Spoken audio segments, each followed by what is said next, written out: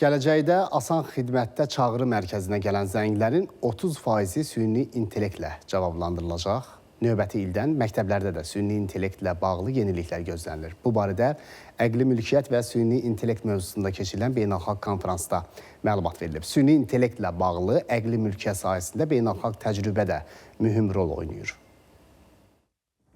Süni intellekt hüquq subyekti ola bilərmi? Buna cavab bir mənalıdır. Ola bilməz. Çünki bunun üçün beynəlxalq hüquqa dəyişikliklər edilməlidir. Əqli Mülkiyyət Agentliyinin İdarə Heyətinin sədri Kamran İmanov mətbuat konferansında bu barədə məlumat verərkən bildirdi ki, ölkədə süni intellektin inkişaf etdiyini nəzərə alsaq, əqli mülkiyyətə aid olan bütün qanunlara da müəyyən dəyişikliklər edilməlidir. Tutaq ki, süni intellekt tərəfindən nəsə icad olunur, yaranır. Bir əsərmi müəllif hüququ ilə qoruna bilər, yaxud da ixtirami patent hüququ ilə qoruna bilər. Onda sual qalxır. Əgər süni intellekt adından bunlar verilirsə, o zaman bunu bu cür vermək olarmı?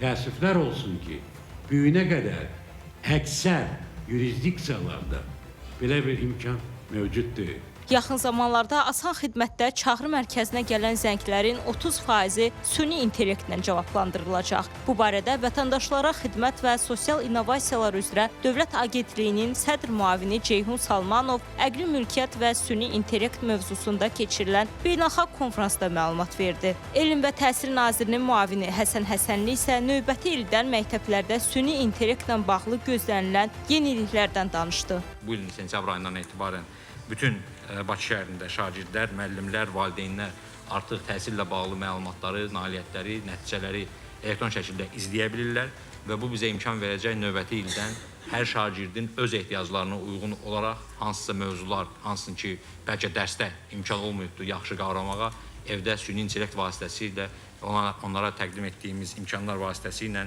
daha dərindən mənimsəsinlər. Süni intellektlə bağlı əqli mülkiyyət sahəsində beynəlxalq təcrübə də mühüm rol oynayır. Мы совместно с азербайджанским ведомством определяем. Biz Azərbaycanla birgə qərar veririk ki, nəyi süni intellektlə patentləşdirmək olar, nələri isə olmaz. Bizim fəaliyyətimiz beynəlxalq patent idarələrinin fəaliyyəti ilə razılaşdırılır. Süni intellekt əqli mülkiyyət üçün bir sıra çətin və mühüm suallar yaradır. Yəni bir modelin yaratdığı nəticənin sahibinin kim olması ilə bağlı suallar ortaya çıxır. Tədbir zamanı İqtisadiyyat Nazirliyinin rəsmisi qeyd etdi ki, ölkədə superkompüter infrastrukturu qurulur. Bu infrastruktur sənayədə proseslərin optimallaşdırılması, süni intellekt əsaslı istehsal idarə etməsi sahələrində geniş tətbiq olunacaq. O da bildirildi ki, İçəri şəhərdə yaxın illərdə süni intellektlə işləyən yaradıcı studiyalar, rəqəmsal muzey və virtual eksponatların yaradılması gözlənilir. Həmçinin musiqinin bəstələnməsi, interaktiv tamaşaların ərsəyə gəlməsində də süni intellekt sistemləri tətbiq olunur. Ülkər Əliyeva, Şəhriyar Əhmədli, ATV Xəbər.